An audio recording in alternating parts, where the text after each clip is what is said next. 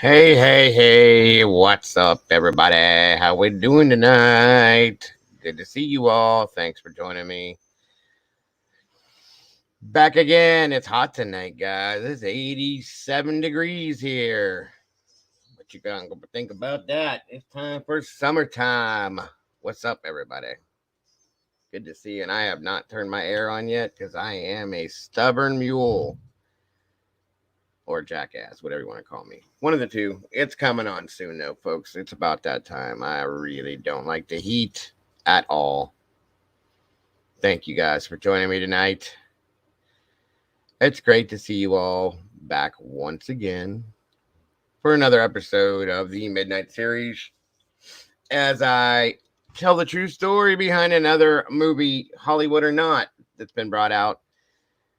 This is a decent one. It's called 10 Rillington Place. It is the true story is the story of the serial killer from the UK, Mr. John Christie. Quite interesting, folks, to say the very least. If you haven't checked the movie out, again, it's called 10 Rillington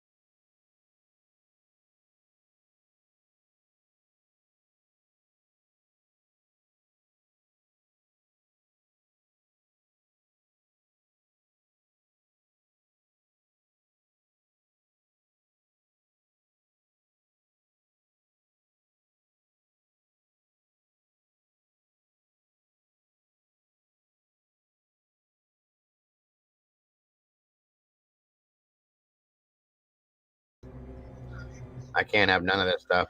I'm over it. We don't have anything like that. Nope, nope, nope, nope.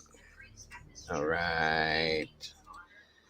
So today or tonight, we're going to start off here about Mr. John Christie.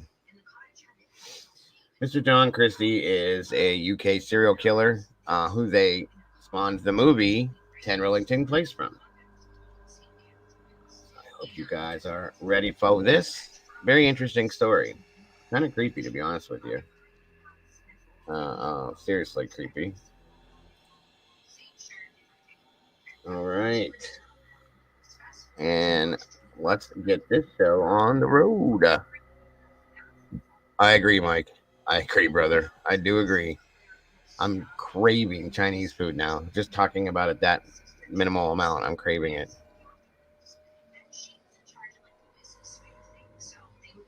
Dago, I just had an oh shit moment about Idaho 4. What? I would explain why girls didn't call 911. We've been talking about that for quite a long time, Unravel. Like, seriously. MSG. I order my Chinese food without the MSG.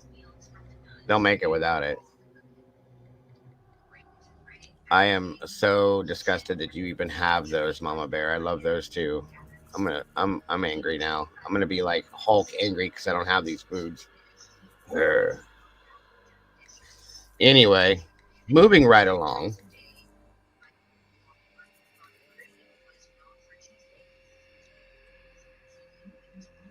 Okay. Let me know how the audio is on this, folks, please, if you would.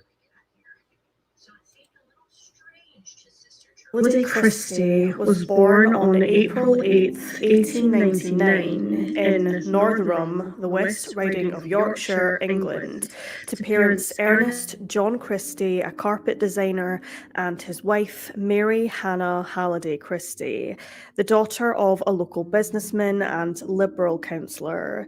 The Christies had 7 children between them, with John, more commonly known as Reg, being the second youngest. Reg didn't have a good relationship with his father growing up. Ernest was very involved in helping the local community, but was extremely strict and abusive towards his children behind closed doors, getting them into trouble for minor incidents. Reg's relationship with his mother and sisters was also somewhat strained.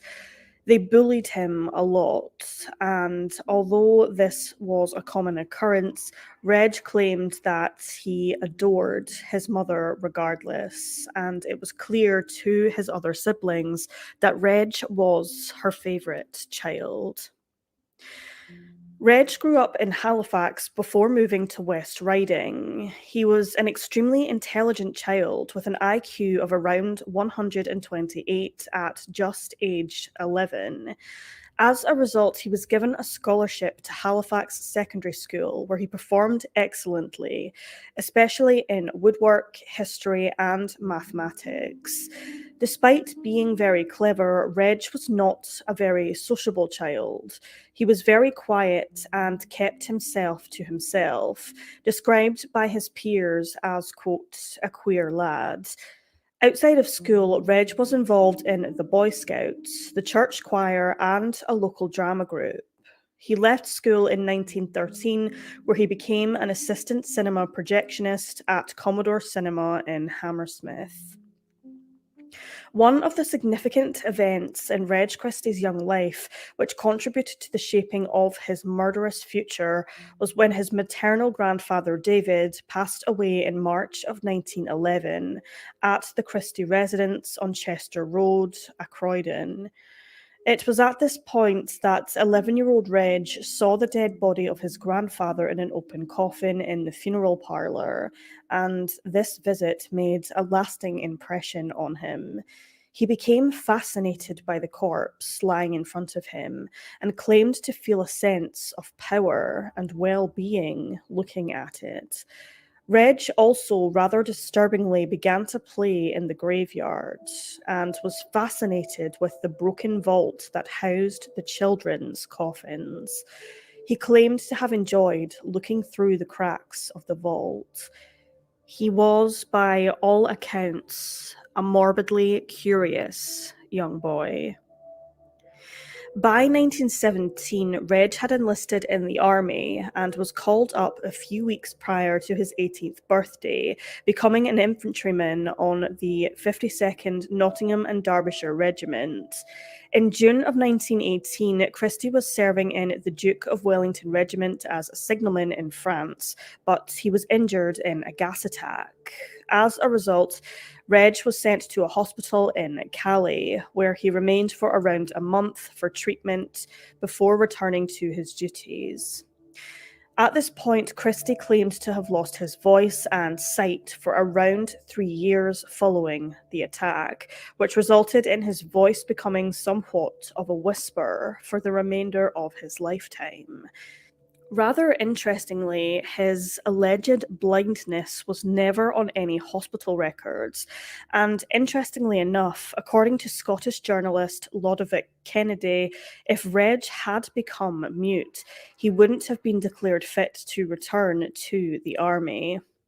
Reg was known by many to exaggerate due to an underlying personality disorder as a way to get attention, something which he craved, having had such an isolated and lonely childhood.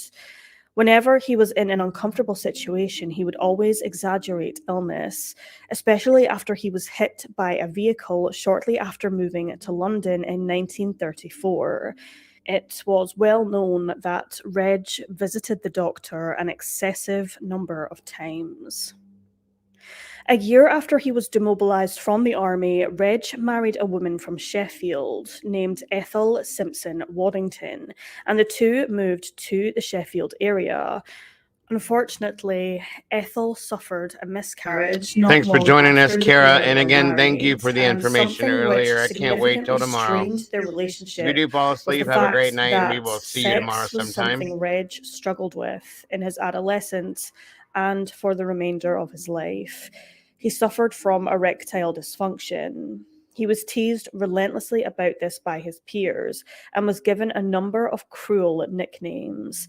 He was never able to perform unless he was with prostitutes, as he had full control over them.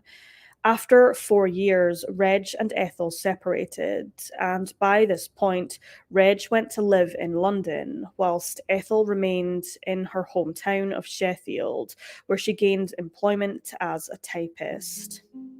Over the next decade or so, this was when Reg Christie started having run-ins with the law, resulting in a number of short prison sentences. Most of the offences committed were petty crimes. However, one crime against a prostitute was labelled a, quote, murderous attack. In April of 1921, Reg was given 3 months in jail for stealing postal orders whilst he worked as a postman. In September 1924, he was given a 9-month sentence at Uxbridge Jail for theft. In May 1929, a further 6 months of hard labour for striking a prostitute named Maud Cole on the head with a cricket bat whilst living in Battersea, where Christie was working as a lorry driver. And in 1933, he was given another 3-month jail term for stealing a car from a priest. Reg was released in January of 1934, and it was at this point that he reconciled with his wife, Ethel. Following their reunion, and despite the fact that Reg still regularly visited prostitutes, the couple moved into a top-floor flat at 10 Rillington Place, a 3-storey brick-end terrace located in Notting Hill, London, alongside their 2 pets, a cat and a dog. They moved into the property in 1937, but moved downstairs to the ground floor flat in December of 1938. Each flat at the property had a bedroom, kitchen, and a living room, but the tenants had to share an outside bathroom as there were none in the building. It was built in the 1870s. 10 Rillington Place was located very near to the Metropolitan Railway line, so the constant noise of trains would have been extremely loud for those who lived in the building. By this point, World War II had begun, and having left his job as a foreman at the Commodore Cinema in Hammersmith, Christie joined the War Reserve Police, a job he adored due to the fact he had authority over people, especially women. Thank you, Miss Authorities Brandy. actually failed to do a background check on Christie, not looking at his previous criminal record and convictions, so they accepted him into the force without batting an eye. Christie was sent to work at Harrow Road Police Station. It was here he met a woman named Gladys Jones, with whom he began having a 5-year affair with. Gladys's partner had actually been serving in the army for the duration of the Second World War, and upon his return, he discovered the affair. This resulted in him going to Gladys's house where Reg Christie was and subsequently assaulted him. After this incident, Christie only ever invited women to his home. He never went to theirs. During his time with We the drink police, that here Reg too, Walt. We used love his Milo's position iced of tea here. authority very much to his advantage. He commonly followed women and kept notes about them. He even watched his neighbours regularly through a peephole in his kitchen. By 1943, Reg Christie committed his first killing, a murder spree which would span over a decade, resulting in at least 8 people dead. Christie's modus operandi in these murders was gassing the victim before strangling them to death. Sometimes he would then carry out acts of necrophilia on the victims' corpses. The first murder occurred on the 24th of August, 1943, when Christie's wife Ethel was out of town. The first victim was an Austrian refugee named Ruth Marguerite Christine Furst, a 21-year-old waitress and munitions worker. Despite working 2 jobs, the pay wasn't great, so Ruth partook in prostitution on the side to make ends meet. She did have a child by a Cypriot, however, she gave up the child for adoption. Christie and Furst. Real quick for anybody that just jumped in. Tonight we are giving the true story behind the movie 10 Rillington Place.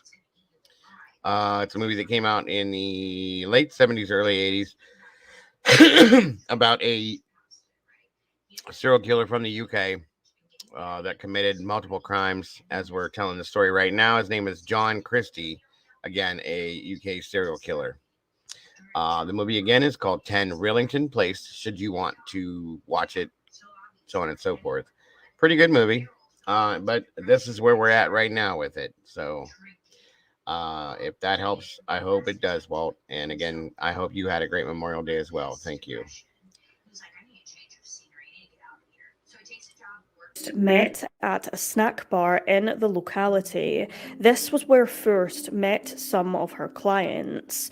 Christie invited Furst back to his apartment to have sexual relations, and following this, he impulsively strangled her in the bed with some rope, asphyxiating her No and problem, Walt. eventually killing her.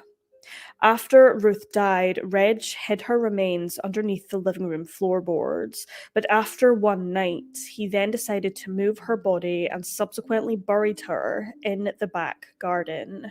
Not long after You the as well, Miss murder, Cindy. Reg Buona left his notte as post well. at the police station and Sleep well, found my a dear. job as a clerk at a radio factory. It was there that he met 32-year-old Muriel Amelia Eady, his second victim. In October of 1944, Christie took Edie back to Rillington Place, having told her that he had made a, quote, special mixture that could help cure her chronic bronchitis. Christie told Muriel that she had to inhale the mixture from a jar with a tube inserted into the top. The mixture was actually something called Friar's Balsam, also known as tincture of benzoin, which Christie used to disguise the smell of domestic coal gas. At this point in the 1940s, coal gas was 15% carbon monoxide. Muriel sat on the chair and inhaled the special mixture. However, when her back was turned, Reg put another tube into the jar, which was actually connected to a gas tap. So Edie was breathing in the gas and, as a result, soon fell unconscious. Reg subsequently choked her, carried out acts of necrophilia on her dead body, and buried her in the back garden, next to where he had buried Ruth first. Husband and wife of a year, 24-year-old Timothy Evans from South Wales and 19-year-old Beryl Thorley moved into the top floor flat at Rillington Place in April of 1948, the flat Reg was previously occupier for. In October of that same year, the couple welcomed their first child, a daughter named Geraldine.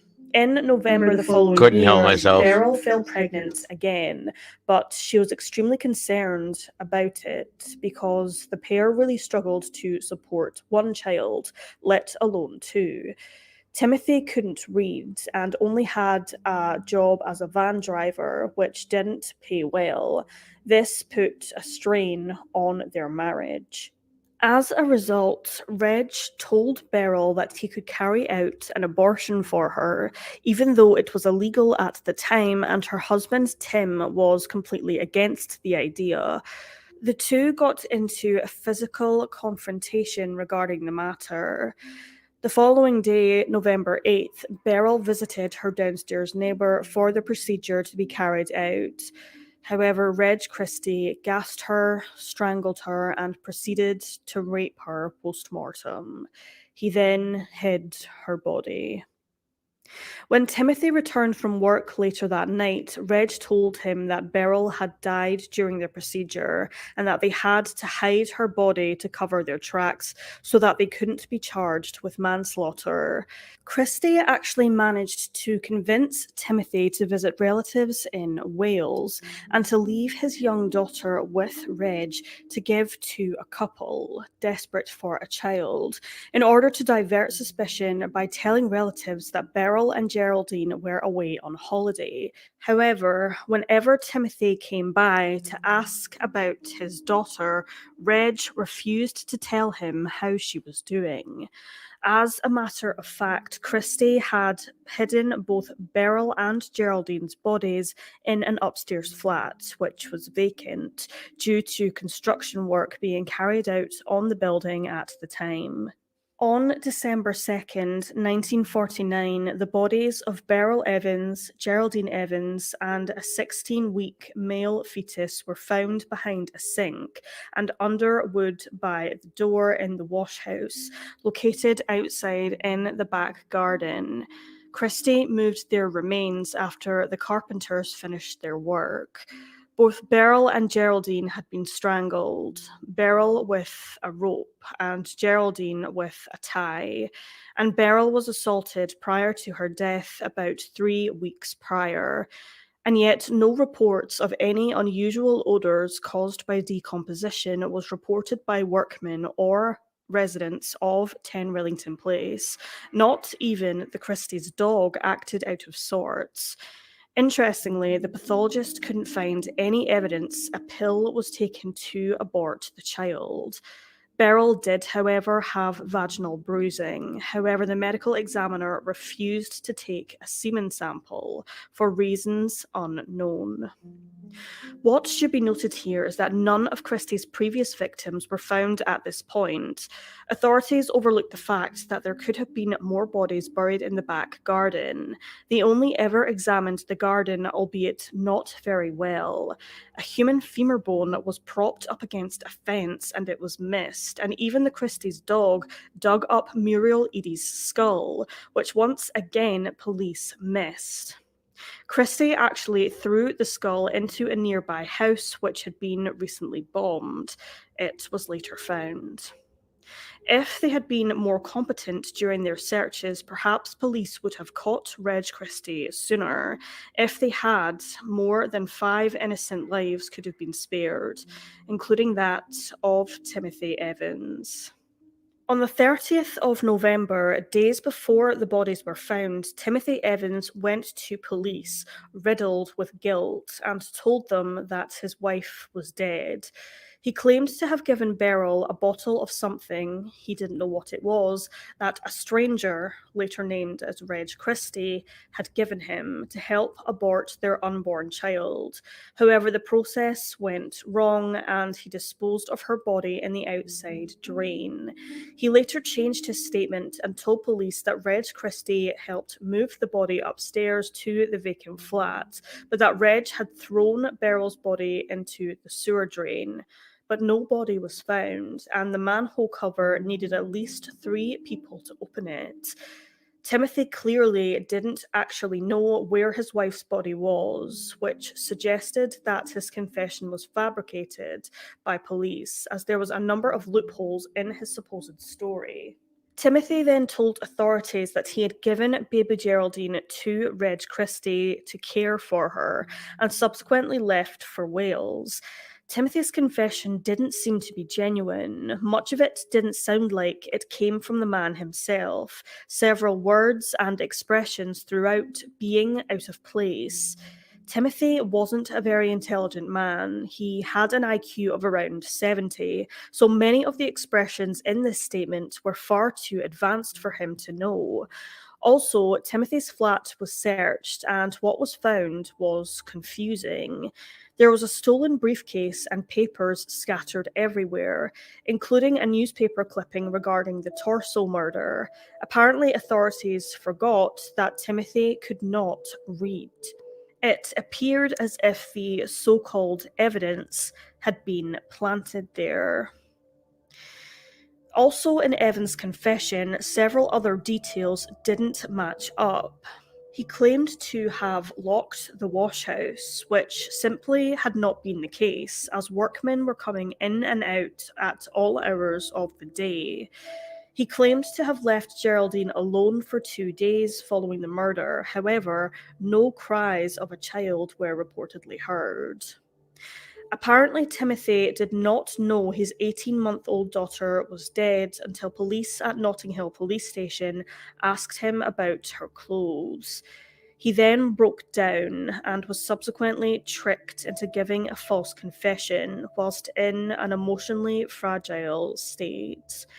Timothy actually withdrew his confession shortly after he was charged and continued to blame Reg Christie for the murders of his wife and daughter, as Christie was the very last person to see them both alive. Police seriously mishandled their investigation into Timothy Evans. They apparently showed him the clothes belonging to Beryl and Geraldine and told him that they were found in the washhouse. When conducting murder investigations, it's important for the killer to admit where the bodies are hidden to confirm that this individual did indeed commit the crime. But the police blatantly told Timothy where the bodies already were.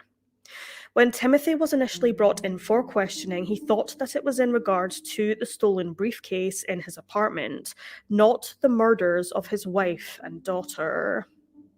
On the 11th of January 1950, Timothy Evans went to trial for the murder of his daughter Geraldine. However, the prosecution did not pursue a second murder charge for Beryl's death. He was charged in relation to both deaths at this point, however. Geraldine's case seemed to be the most important to go forward with due to lack of any motive. Evans, of course, denied murdering his daughter. The defense severely let Tim Evans down. They didn't even investigate his version of events, seemingly having already made their minds up that he was guilty. They failed to question any witnesses. Reg Christie was surprisingly a principal witness for the Crown at the 2-day trial, even though Timothy told authorities that Christie was involved in Beryl's death. It is believed that the Crown saw the reserve policeman as one of their own and genuinely treated his testimonies as gospel. Christie denied the accusations against him and told the court about numerous arguments Timothy and Beryl had in the months leading up to her death.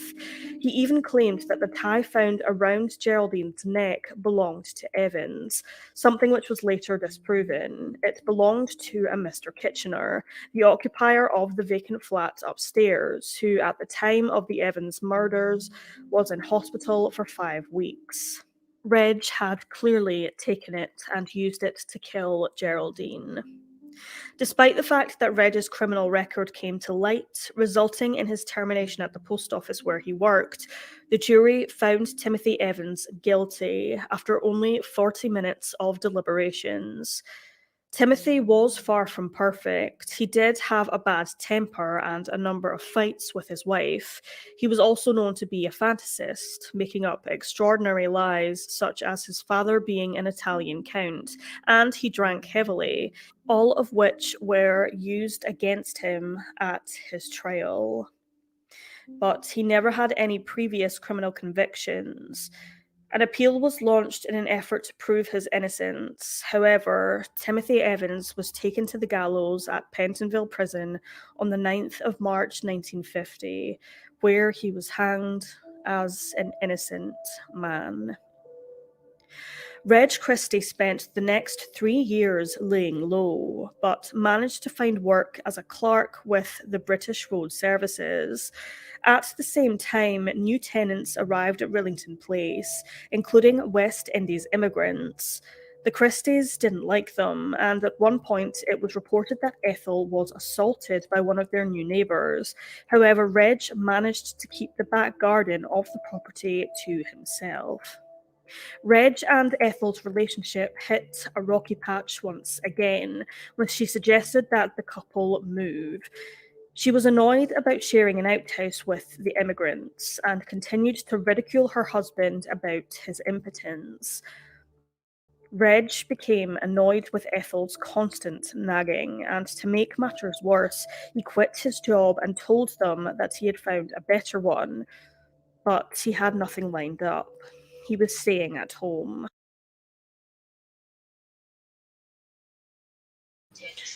Welcome to the family, Casey. I see we got ourselves a new member here, a new meatball in the house, everybody. Good to have you here. Groot, good to see you. I can't find him anywhere, Groot. Thanks for joining us, though. I'm going to have to look on Amazon and see if they have him. Then again, it's going to be a while, but yeah, I'm definitely going to be looking. One of these days I'll get him again. Those were amazing, though. I did love them. Those bold and zesty ones are very good as well. Where are we at here? Got to give you the welcome that we do. As I said, Casey is a new member of the family, a new meatball.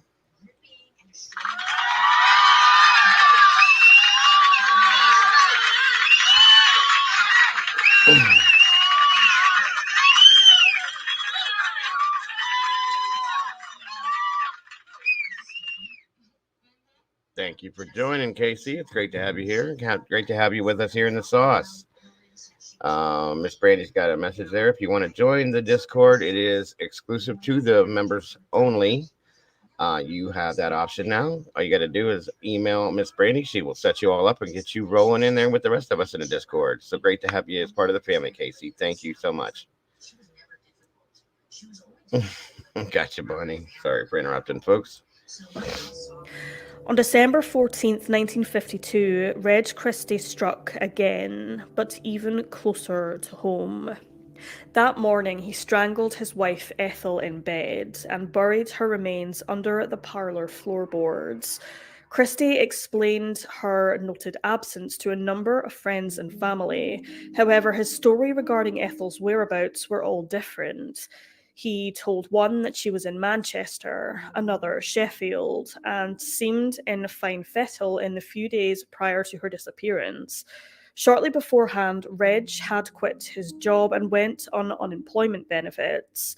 As a result of little money to his name, he sold much of Ethel's jewellery, including her wedding ring, watch, and even some furniture. Something extremely telling was the fact that on January 26, 1953, Christie forged Ethel's signature and managed to withdraw all of the money from her bank account. Come Christmas, Reg even continued to send cards from Ethel and Reg, making it appear as if Ethel was still alive and well. However, Ethel's murder wasn't Christie's last. In early 1953, three more women became victims to Reg Christie. In February, a prostitute named Kathleen Maloney.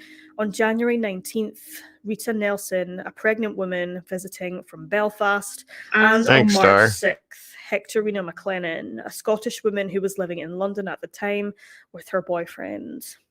Christie lured Maloney, Nelson, and McLennan back to 10 Rillington Place, as he had done with his previous victims, and gassed them in a similar fashion to Muriel Eady. All three succumbed to carbon monoxide poisoning, were strangled with rope, and then sexually assaulted as they died. After wrapping the victims in blankets, Reg hid their bodies in a small alcove behind the back kitchen wall, which he managed to hide through wallpapering the area. According to one source in regards to Maloney's death, Christie got up the morning after he killed her and made a cup of tea with her corpse still sitting in the chair where he took her life, before placing her body into the kitchen alcove. On the 20th of March, Christie moved out of 10 Rillington Place after fraudulently subletting his flat to a Mr. and Mrs. Riley. He initially met Mrs. Riley and brought her back to the flat. However, unexpectedly, her husband showed up, which caught Christie off guard. After evicting the new tenants the same night they moved in, the landlord allowed the top floor tenant, Beresford Brown, to use Christie's kitchen. 4 days later, Brown started cleaning the kitchen due to a bad smell. He then decided to put a shelf up in the kitchen for his wireless radio. However, it was at this point that he discovered a hollow in the wall. Presuming that there was a cupboard behind the wallpaper, Brown peeled it back, only to reveal the secret alcove. He opened the door and shone a torch into the confined space, and he jerked back in fright. He was unsure at first what he had seen, but upon closer inspection, Brown realized that he had found a dead woman, her back facing him. Brown had stumbled upon the perfectly preserved bodies of 26-year-old Maloney, 25-year-old Nelson, and 26-year-old McLennan. The police were immediately informed, and they then went looking for Reg Christie. The police searched through 10 Rillington Place. A man's suit was found under some floorboards of the common hall area, and a man's tie, tied into a reef knot, was found in the kitchen cupboard, tied in a similar fashion to the tie found around baby Geraldine's neck. Potassium cyanide was also found in the flat. The backyard was searched extensively, and several bones, including skulls, were found in several flower beds, under a bush, and in a dustbin. Pieces of a burnt dress were also found in this bin, as well as hair and teeth. It was only at this point that the femur bone, found propped up against the fence in the back garden, was noticed. Authorities had found the remains of Fürst and Edie, and shortly afterwards discovered Ethel's remains under the living room floorboards. It came to light that Christie had actually a macabre collection of pubic hair belonging to each of his victims in a small tobacco box, but after comparisons, some of the hair was left unaccounted for. Some believe that this means Christie had more victims, possibly during his policing career, but authorities haven't looked into this any further. Others argue that it is unlikely that Christie carried out his crimes anywhere other than 10 Rillington Place, but that still leaves the question as to who the remaining hair belonged to. It is possible that they belonged to Edie or Fürst, or perhaps prostitutes that Christie photographed, but it is unlikely that we will ever know. Christie stayed at Rowton House in the King's Cross area of London during this time, where he booked a room for 7 nights under his real name and address. On March 24th, Christie left the hotel after he heard news regarding the bodies found at Rillington Place and seeing his picture across the front pages of newspapers. He bought a new coat and other clothing items in an Thank you, attempt Miss to Brandy. disguise himself. However, authorities eventually caught up with him on March 31st, and he was arrested near Putney Bridge. Quite interestingly, in his possession was a number of coins and a newspaper clipping about Timothy Evans being in custody. Upon his arrest, Christie admitted to killing Maloney, Nelson, and McLennan, as well as his wife Ethel, but not Ruth First, Muriel Eady, Beryl Evans, or Geraldine Evans. He later admitted to killing Ruth, Muriel, and Beryl, burying their bodies in the back garden. However, he never admitted to Geraldine's murder. It is widely believed that he lied about this so that he wasn't treated badly by other prisoners. Ethel's body was later found under the floorboards in the front room, and Ruth and Muriel's skeletal remains were found in the back garden where Christie had buried them. As a result of Christie's confessions, Timothy Evans was given a posthumous pardon by the High Court, and his living relatives were given compensation for his wrongful execution and miscarriage of justice. Capital punishment cases, including Evans's wrongful death sentence, led towards the 1965 abolishment of capital punishment for murder in the United Kingdom. Shockingly, Reg Christie was only ever put to trial in regards to the murder of his wife, Ethel, in June of 1953 at the Old Bailey. However, That's he one of pleaded my not favorites, guilty Evie. I by love that means stuff. I of drink unsweetened tea insanity. and add my own sweetener According to to it. fellow inmates, Christie compared himself to the acid bath killer John George Haig, who murdered a number of women. However, it is reported that Christie wanted his murder total to be more than Haig. The doctor who evaluated Christie testified, however, that Reg had a, quote, hysterical personality but was not insane, as he managed to come up with elaborate stories to hide the truth, and only someone of a sound mind would be able to do this. As a result, the jury rejected Christie's plea of not guilty by means of insanity. After 85 minutes of deliberations, Reg Christie was found guilty of murdering his wife, Ethel. On July 15th, 1953, Reg Christie was hanged at Pentonville Prison by the same executioner as Timothy Evans, a man named Albert Pierrepont. Justice had finally been served for Ruth, Muriel, Ethel, Beryl, Beryl's unborn son, Geraldine, Kathleen, Rita, Hectorina, and, of course, Timothy.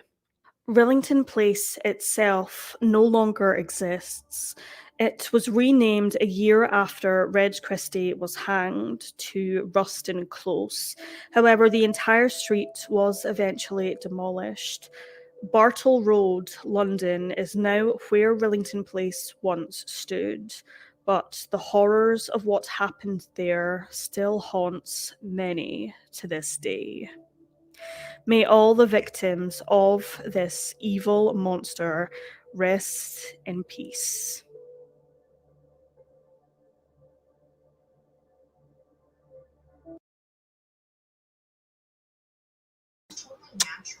And there it is, folks. That is the story behind the movie 10 Rillington Place and Mr. John Christie. What a monster this guy was. It's surprising that there's not more stories about him. Maybe over here, maybe not because of it being in the UK. We don't have so much of it. It's crazy. It is crazy the things that this guy did. You know what I'm saying? Completely insane. There's so many of them out there too, guys. It's nuts. So I hope you guys enjoyed the story. Let me see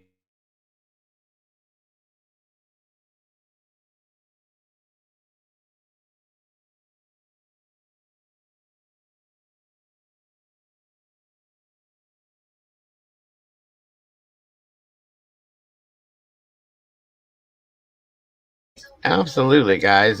Thursday night. Um, does anybody have any ideas for a movie you guys want me to do the true story behind? Would you like? Um, if not, I have a couple we can look at for sure. So I'll give you guys a minute. Yeah, he was nuts, Walt. That's no lie. It's completely nuts. Bonnie Bailey said Amy's Law. Okay. Is there a movie that's based on that, hun? Amy's Law. That sounds very familiar to me. Let me see here what we got. 1 second.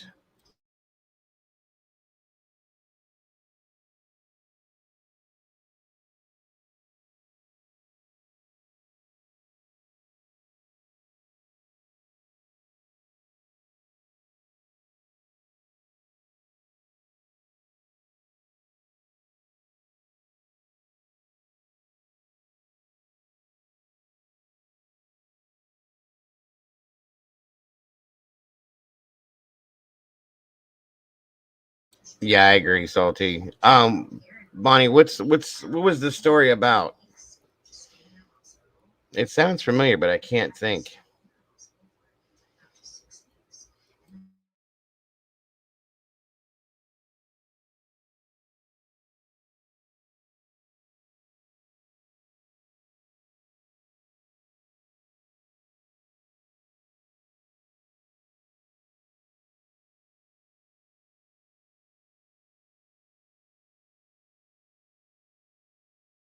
Okay. Um, they didn't make an actual movie about it though, Bonnie, that you know of.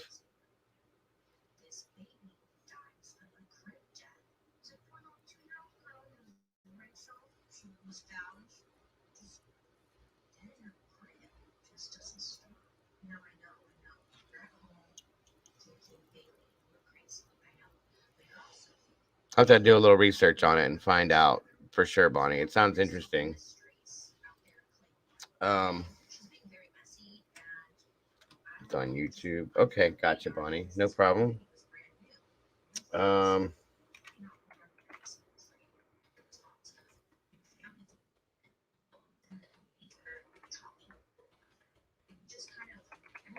let me see here.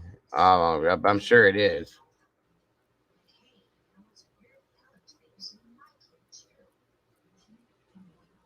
So I got, I have two stories here for you guys. That one I have set. It's going to be coming up the road here, Walt. But I have these two chosen.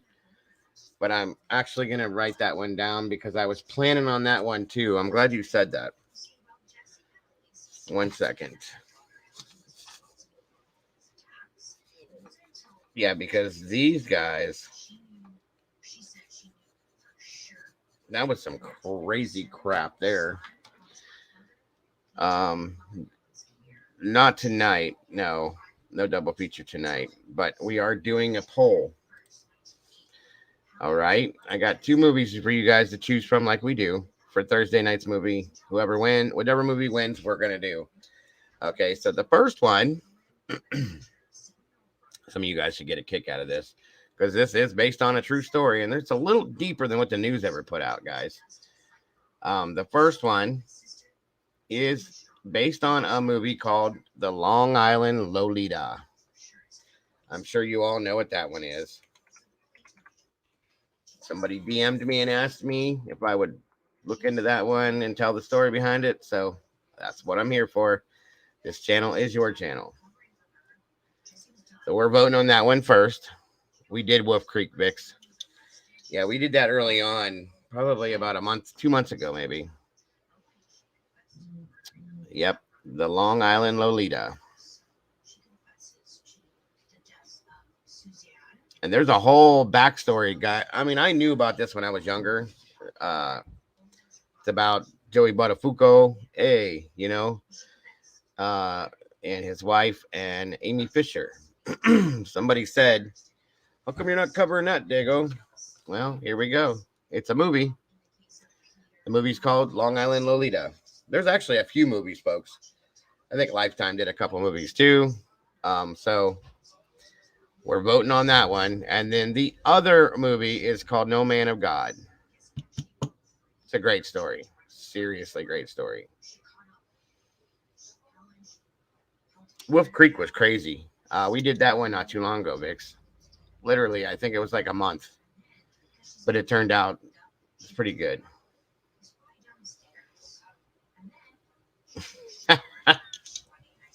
Another Italian puts my heritage to. Hey, I'm Italian too. I gotta take it. It's Joey Buttafuoco. Hey, you know? Hey, oh, hey, hey. Oh yeah, those are coming too, Evie. They're coming too. Jody Arias. There's one that's very close to where I live. Um, that we're gonna look into. That's actually been made into a movie. I was kind of actually surprised. Um, there's a few. There's a lot coming, guys. A lot coming. There's so many that we have that we can do.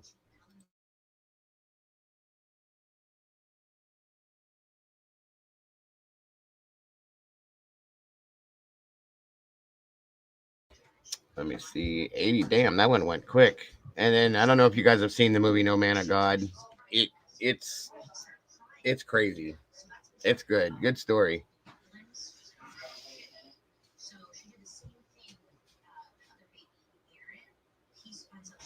Let me see what we got on that one. I hope you guys voted on that, everybody. It should have been. Looks like it went pretty quick.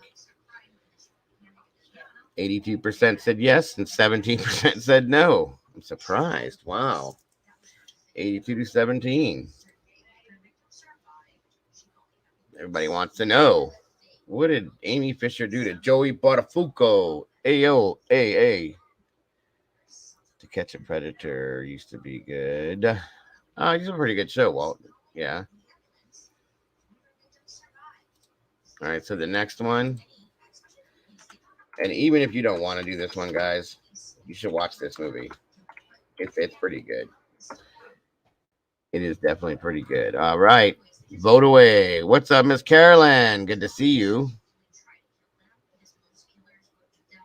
Let me see. V Slim says, "Excuse Dago and Chad. I went to the kitchen to make my coffee. My family trapped me in there.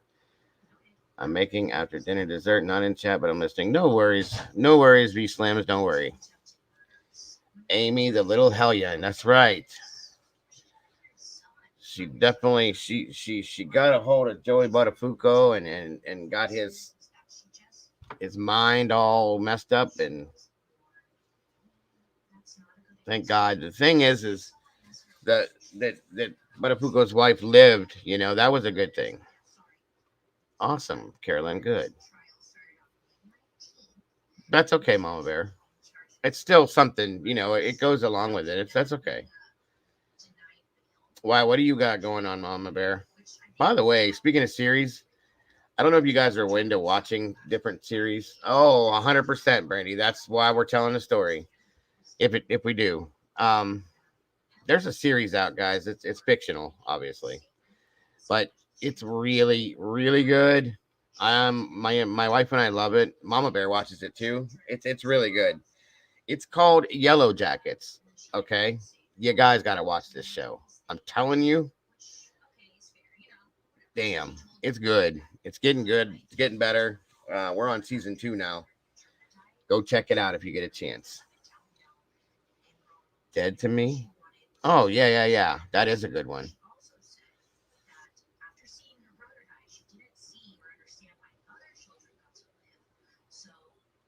Yeah, you can pull that off. That's no problem. So what series are you talking about, Mama Bear?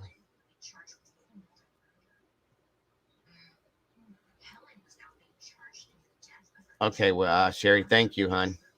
I will look at that here soon. Ozarks was good, yes. Yellowstone is good. It's called Blackbird. Are you gonna get me wrapped up in something else, Mama Bear? Blackbird. What platform is it on, Mama Bear? Because I'll start watching it if it's that good. And I have no qualms with doing it on here.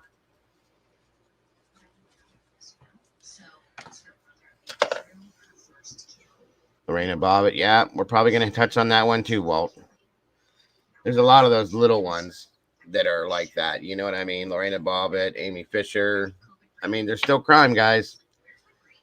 One of them that I don't think I'll ever be able to do a story on. I mean, I will. I'm just going to be angry through the whole thing. Is God, I can't even think of her name because I try to block it out. What's her name? Good God. She got away with it. Okay. Her little girl disappeared and it come out that she drowned in the pool and then they buried her. What the hell is her name? Have a great night, Vix. Thanks for joining us tonight, hon. I should know this. Jesus. Casey Anthony. Yeah. Thank you, Carolyn. I don't know if I'd be able to do it, but we will cover it if you guys really want it. I can't stand her. I'm so angry still about her that it's just, that one bugs me bad. But, you know, if you guys want it, I will do the story behind it. The whole story. So, all right, let's check this. Let's see what we got here. What do we have here? 77. Oh my God. Well, Larry Hall. Okay. Sounds good, Mama Bear. Well, folks, it looks like the Long Island Lolita one. We're going to tell the true story behind the Joey Buttafuoco, Amy Fisher scenario.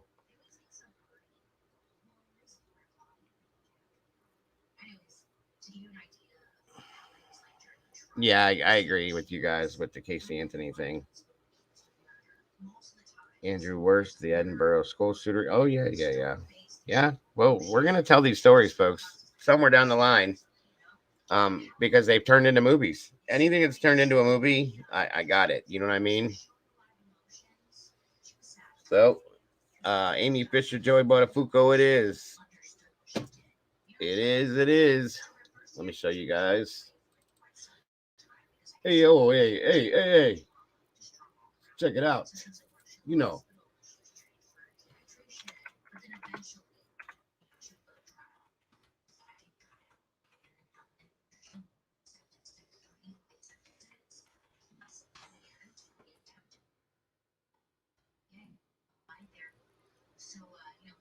Now, there's different variations of this, folks.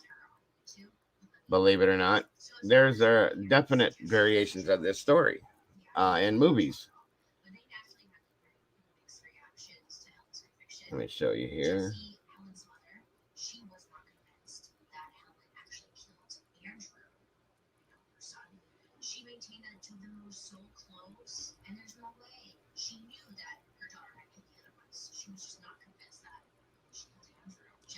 This is one of the movies. I'll give you guys a little clip of it if you want to watch it. Hey, I hope I never see you again. This was a Lifetime version of it, one of the Lifetime movies, but it's up to what you guys watch, what you're comfortable with. Here's a trailer for it. Exactly, Mikey.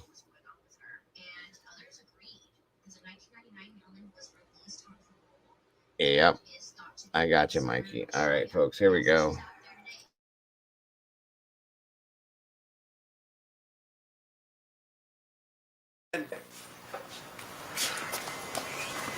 That was a joke, Dad. I get it. Hey, I got you, Mr. Fisher. Take it easy.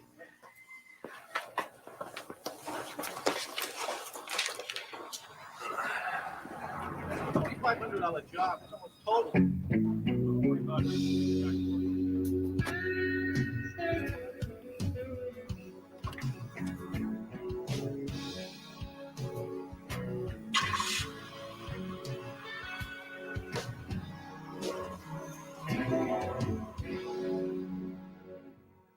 To learn more about this true story, go to My Life.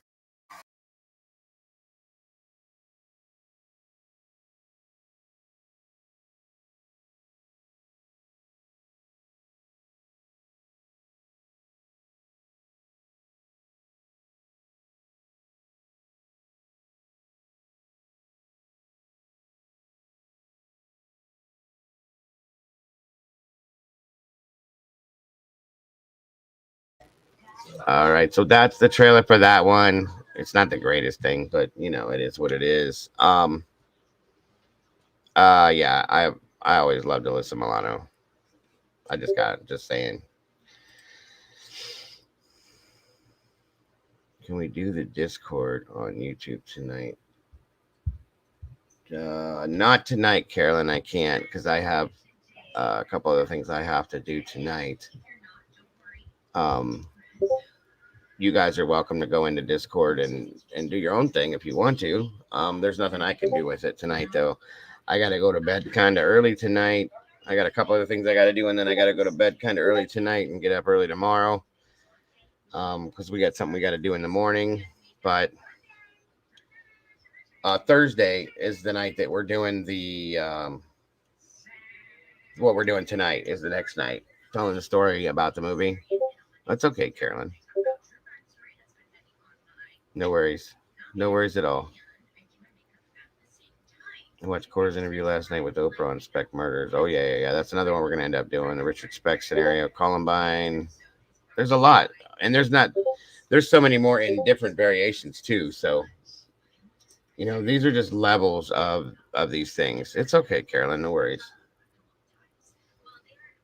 So if you guys want to check it out, go watch the movies, any of them. I'm going to give you the real story behind it here Thursday night. Interesting as it is.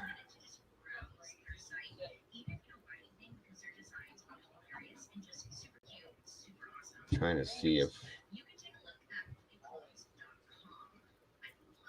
And again, it wasn't just Amy Fisher. Joey Buttafuoco was involved in his side of things too.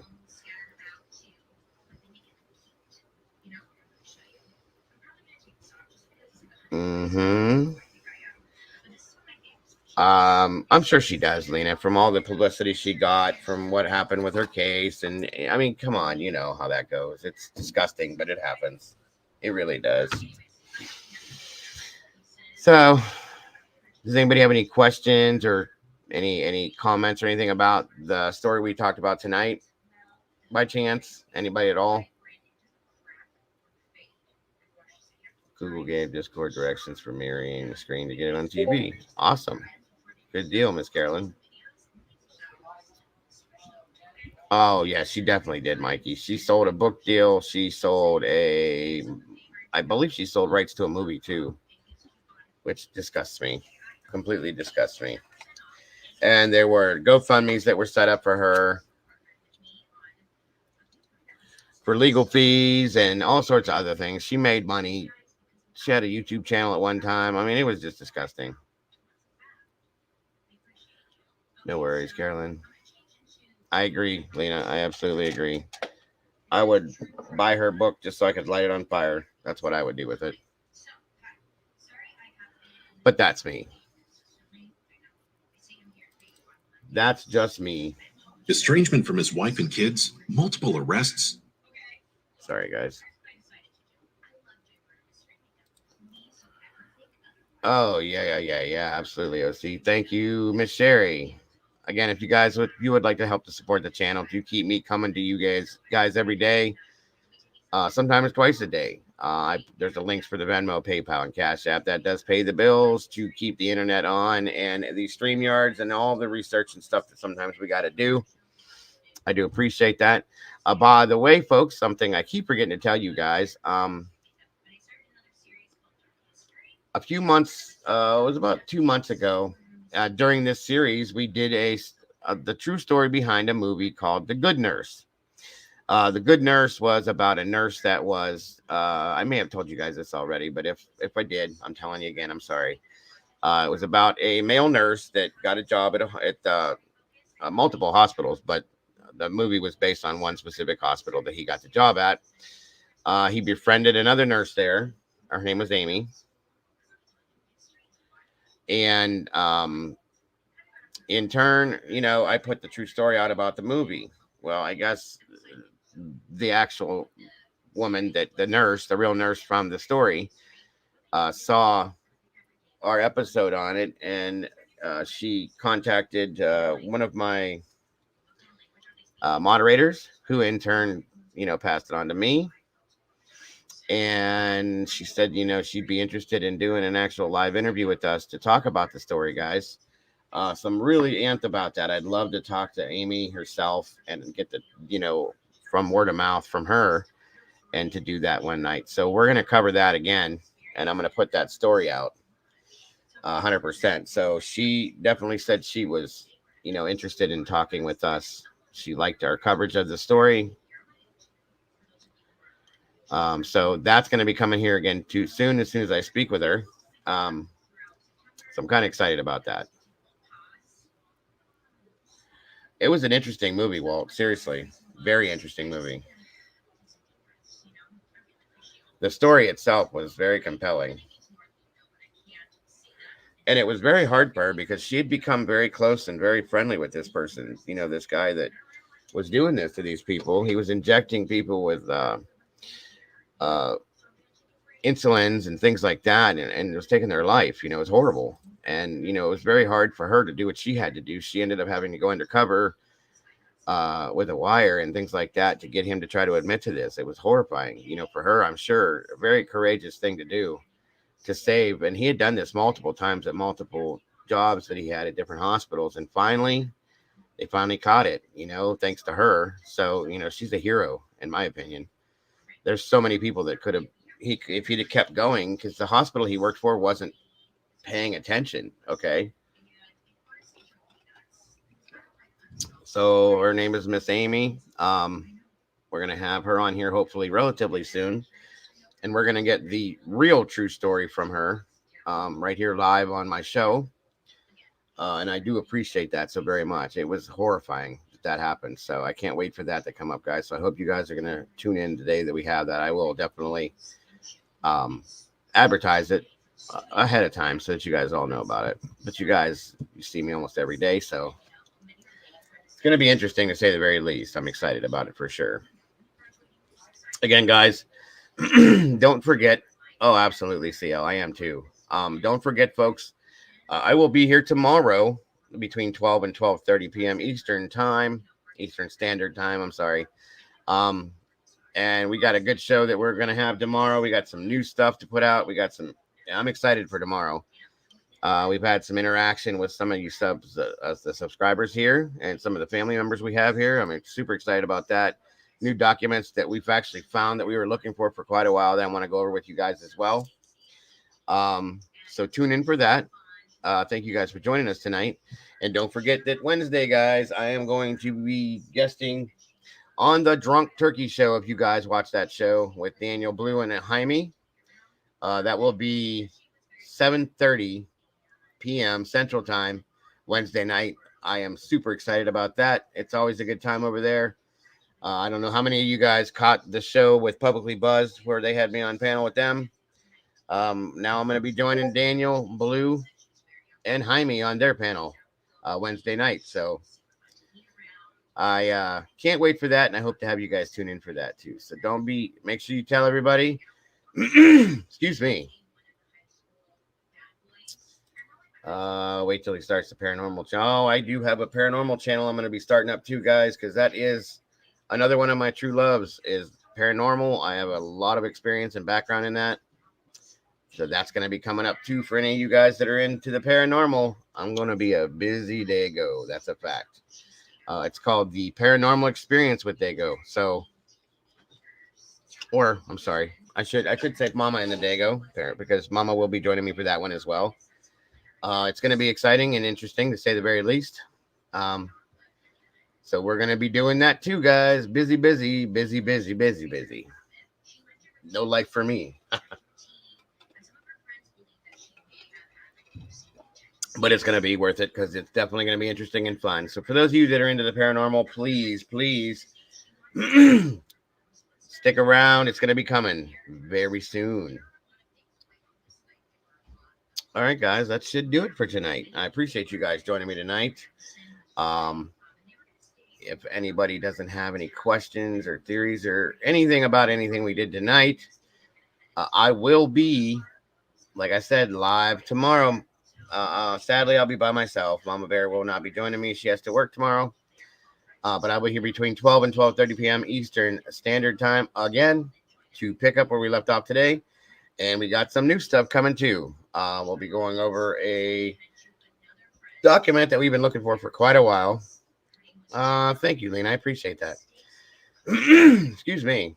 And finishing up with some of the digging we were doing today. So that sounds great. That's right. Ciao, baby. That's Italiano for goodbye. Hey, forget about it. It's a fugazi. That's right. Yes, we love Mama Bear to death. It's all right. I'll get through it, I hope. And there we go. Thank you, Miss Brandy. If you guys are interested, check out the TikTok, folks. We have a TikTok, a Facebook, an Instagram. Yeah, I believe that are all linked up to our channel as well. So check it out. Like it, share it, whatever you got to do. Friend it, however that works. We'd love to have you 100%. So that being said, I hope you all have the absolute best night you possibly can. And I promise you, I will see you all on the other side. Have a great night, everybody. Much love to you all. Bye-bye now.